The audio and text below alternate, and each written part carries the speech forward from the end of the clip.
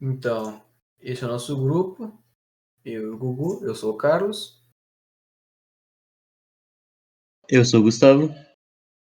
E nosso trabalho é sobre o conflito e a crise da Venezuela. Então, eu vou dar uma contextualizada na história da Venezuela. Então, tipo, como vocês sabem, a Venezuela ela fica na América do Sul, na América Latina. Sendo na América Latina, ela obviamente foi colonizada pela Espanha, né? Então, tipo, a Espanha era mais ou menos o mesmo esquema do Brasil.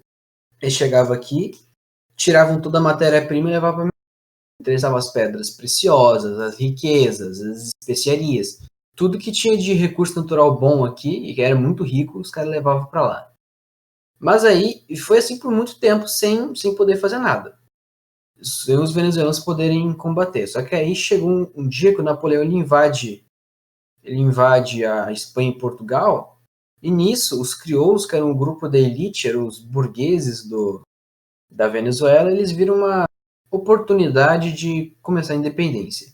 E veio essa figura que é o Simão Bolívar, que é o símbolo, né, da libertação da América Espanhola, o cara que queria América Unida, América Independente, América Incontrolável. Então, eles lutam pela independência e eles conseguem. A Venezuela vira a Colômbia. E depois de alguns anos vira a Venezuela mesmo. O primeiro governo da Venezuela foi em 1908 com o governante Juan Vicente Gómez.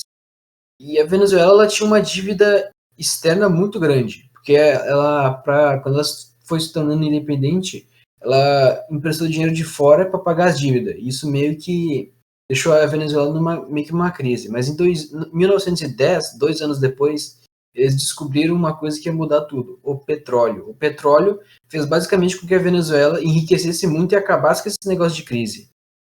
Mas teve vários problemas, porque quando aconteceu o petróleo, ele não foi um bagulho que teve distribuição de riqueza. Ficou concentrado na mão de pequenas pessoas, pequenos grupos de pessoas que saíam vendendo petróleo e ficando rico adoidado, enquanto o resto da população morria de fome e na miséria, né? E a comércio era 100% para exportação. Para dentro do país, para as pessoas, para as famílias pobres, não vinha nada.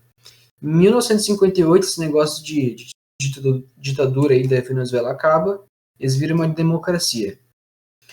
Mas tem um probleminha que acontece 2 anos depois. Em 1960, o preço do petróleo não, na real não é probleminha, não. Eu falei errado, meu Deus. O preço do petróleo ele sobe. Isso ajuda muito a Venezuela, porque os caras começam a vender petróleo por um preço muito caro. E o governante da época, que era o Carlos Andrés Pérez, cara olha assim e pensa: putz, vou ganhar um dinheirinho aqui com isso aí. Ele nacionaliza as empresas de petróleo para arrecadar mais dinheiro para o Estado, né? Mas aí agora que vai o probleminha, porque em 1970 o peso do petróleo diminui. E para eles terem que conseguir pagar as dívidas deles, eles recorrem novamente aos recursos externos e eles novamente ficam com uma dívida externa grande. O presidente, o governante na época era o Pérez Jiménez, ele pensou assim: bom, já que as empresas estão nacionalizadas e já que a gente tem, e ele viu no Tesouro Nacional uma oportunidade lá, ele recaiu toda a conta das dívidas das empresas de petróleo pobres. Então os pobres eles foram muito prejudicados e isso foi uma das principais sementinhas que foram plantadas lá para os conflitos que iam vir lá no final dos anos 90 e início dos anos 2000. Enfim, teve vários protestos, foi aí que o povo começou a ficar revoltado, né? Teve protestos de Caracazo com quase mais de 300 mortes. Em 1992, aí vem a figurinha Hugo Chávez, ele tenta seu primeiro golpe de Estado, ele fracassa e é preso.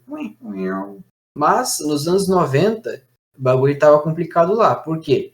Porque todas essas coisas que eu falei de miséria, de fome, de pobreza, nos anos 90 estava tudo pior ainda. Porque, tipo, o petróleo não estava ruim. Quando o petróleo estava ruim, a economia da Venezuela sempre foi, desde 1910, quando eles descobriram, era totalmente dependente do petróleo, a economia estava horrorosa, estava todo mundo morrendo. E o Hugo Chávez, vendo essa possibilidade, o cara em 1998 se candidata à presidência com pautas de socialistas, de redistribuir a riqueza, que ele fala que sempre na história da Venezuela tudo foi concentrado nas elites e nada foi pobre. Ele fala, vem com esse novo jeito de pensar de socialismo e se mostrando como o novo Simão Bolívar. E ele ganha disparada. Em 2002, o preço do petróleo sobe, isso ajuda muito o Chaves a implementar o programa dele de encilhar dinheiro, de pagar programa social, pagar coisa. Só que em 2007 o cara meio que cai do cavalo. Por quê? Porque o cara ele provavelmente deve ter ficado muito confiante e falar: ah, tá tudo dando certo, eu vou fazer uma coisa aqui meio audaciosa. Ele organizou um bloqueio econômico contra os Estados Unidos, junto com outros países que fletavam com o socialismo, tipo Cuba, países assim.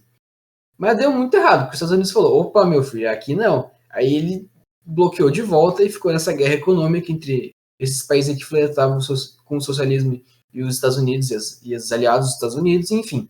A Venezuela perdeu muito com isso. Tipo, eles ficaram muito pobres, a inflação começou a aumentar e o Chaves aí ganhou de novo em câncer e quem assume o e o Nicolás Maduro recebe aquele governo cheio de pobreza, as pessoas morrendo de fome, tendo que comer cachorro na rua para sobreviver, tá ligado? Porque o preço, a inflação despencou muito alta. E que como é que o cara responde isso? As pessoas, claro, né, estavam revoltadas e começaram a protestar.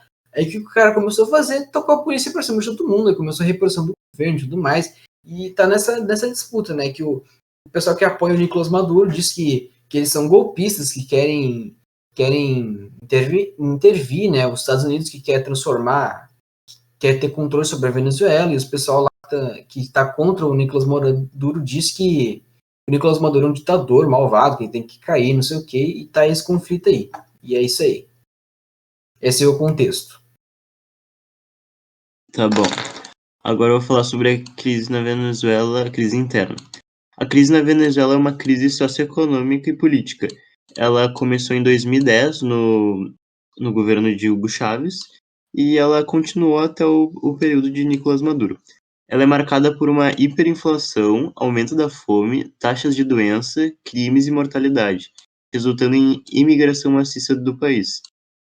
Segundo alguns economistas da New York Times, a situação é a pior econômica da história da Venezuela e a pior enfrentada por um país que não está em guerra desde meados do século XX, e é mais grave do que a dos Estados Unidos durante a Grande Depressão, mais grave que a crise brasileira de 85 e da crise de hiperinflação de 2008 do Zimbábue.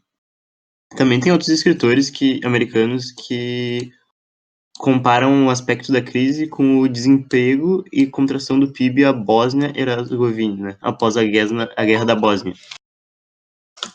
Em 1992, e bem como a Rússia, Cuba e a Albânia após o colapso do Bloco Oriental no final de 89. Também, em 2 de junho de 2010, Chávez declarou uma guerra econômica devido ao aumento de escassez na Venezuela. Aí a crise se intensificou e abaixou o preço do petróleo e abaixou o preço e a produção do petróleo. Só que a posição do governo venezuelano foi simplesmente negar essa crise e fingir que não estava acontecendo. Os defensores de Chávez e Maduro dizem que o problema resulta de uma guerra econômica, seria das sanções internacionais e elites empresariais do país. Os críticos do governo dizem que a causa são anos de má administração, economia e corrupção, então cada um joga o problema para o outro lado, cada um culpa os que não ao seu lado. E a maioria dos críticos diz que o problema realmente é de Chávez e de Maduro e da má administração, que eles são antidemocráticos, são corruptos, e são socialistas, populistas e hiperpopulistas, e foi por isso que a Venezuela está no que está hoje. A crise afetou a vida do venezuelano médio em todos os níveis. Em 2017, a fome havia aumentado a ponto de quase 75% da população terem perdido uma média de mais de 8 quilos. A Reuters, agência de informação, informou que um relatório da ONU estimou em março de 2019 que 94% dos venezuelanos vivem na pobreza e mais de 10% dos venezuelanos deixaram seu país. São números muito grandes que mostram o tamanho da crise que a Venezuela está passando. A análise da ONU estima que em 2019 que 25% dos venezuelanos precisam de alguma forma de assistência humanitária. A Venezuela liderou o mundo em taxas de assassinato com 81,4 por 100 mil pessoas mortas em 2018, tornando o país o terceiro país mais violento do mundo. Após o aumento das sanções internacionais ao longo de 2019, o governo Maduro abandonou políticas estabelecidas por Chávez, como controle de preço e moeda, o que resultou no país tendo uma recuperação temporária no declínio econômico antes do Covid-19. Que o Covid-19 entrasse.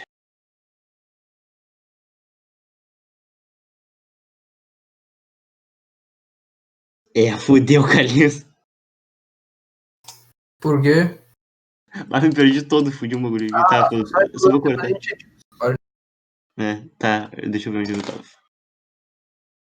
O que resultou no país tendo uma recuperação temporária do declínio econômico antes que o Covid-19 entrasse na Venezuela no ano seguinte. Em uma entrevista, José Vicente Rangel, o presidente Maduro, descreveu a dolarização como uma válvula de escape que ajuda a recuperação do país e a disseminação de forças produtivas do país e na economia. No entanto, Maduro disse que o bolívar venezuelano permanece como moeda nacional. Uma pesquisa da Dante Corp, de novembro de 2016, que perguntou aos venezuelanos que viviam em áreas urbanas qual entidade era responsável pela crise. 59% culpou o chavismo, enquanto outros culparam a oposição, 10%. Empresários, 4%, Estados Unidos, 2%. Uma pesquisa de setembro de 2018 da Megalysis constatou que 84,3% dos venezuelanos aprovaram uma intervenção estrangeira multinacional com a condição que a coalização forneça alimentos e medicamentos. David Smild, do escritório de Washington da América Latina, disse que em novembro de 2018 trabalhei com Datalysis, uma das empresas de votação mais respeitadas da Venezuela, para adicionar várias perguntas sobre a intervenção militar e possíveis negociações à sua pesquisa nacional de rastreamento. Se eles apoiam uma intervenção militar estrangeira para remover o presidente Maduro da oposição. Apenas 35% disseram que sim. Então, gente, isso aí que é o nosso trabalho. O meu do Carlos, da turma 232, sobre a Venezuela. É isso aí, valeu. Isso aí, valeu. Foi o. Puta que pariu, cara. Meu Deus, tudo errado, cara. Deu pra escutar. Essa bunda. Meu sobrinho começou a chorar, alguém entrou aqui no meu quarto. Sai daqui.